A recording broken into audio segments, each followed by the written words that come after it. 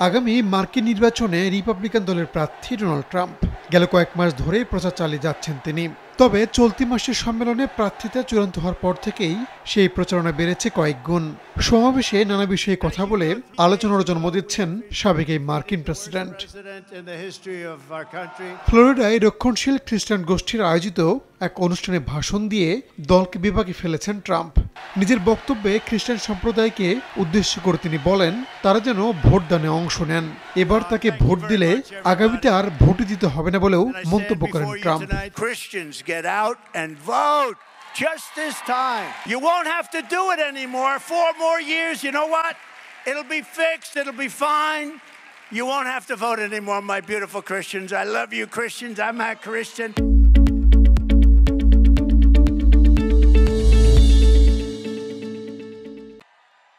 ট্রাম্পের এই মন্তব্যের পরই শোরগোল বেঁধে যায় সামাজিক যোগাযোগ মাধ্যমে। যুক্তরাষ্ট্র খ্রিস্টান সংখ্যাগরিষ্ঠ হলেও হঠাৎ কী কারণে ট্রাম্প এই মন্তব্য করেছেন সে বিষয়টি এখনও স্পষ্ট নয়, ব্যাখ্যা নেই দলের কাছেও। এর আগে একবার ট্রাম্প দাবি করেছিলেন যদি তিনি ক্ষমতায় ফেরেন তাহলে একদিনের জন্য তাকে একনায়কের ভূমিকায় দেখা যাবে, এমনকি মেক্সিকোর সঙ্গে দক্ষিণের সীমান্ত তিনি বন্ধ করে দেবেন। ভোট নিয়ে এমন মন্তব্যের পর বিষয়টি আবারও আলোচনায় এসেছে। রিপাবলিকানরা চুপ থাকলেও ঠিকই জবাব দিয়েছে ডেমোক্র্যাট শিবির।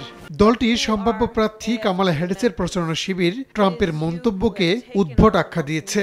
এমনকি মাত্র 6 দিনে কামালার প্রচারণা শিবিরে $200 মিলিয়ন মার্কিন জমা হয়েছে বলেও দাবি করা হয়। রাহানুল রানা, সময় সংবাদ।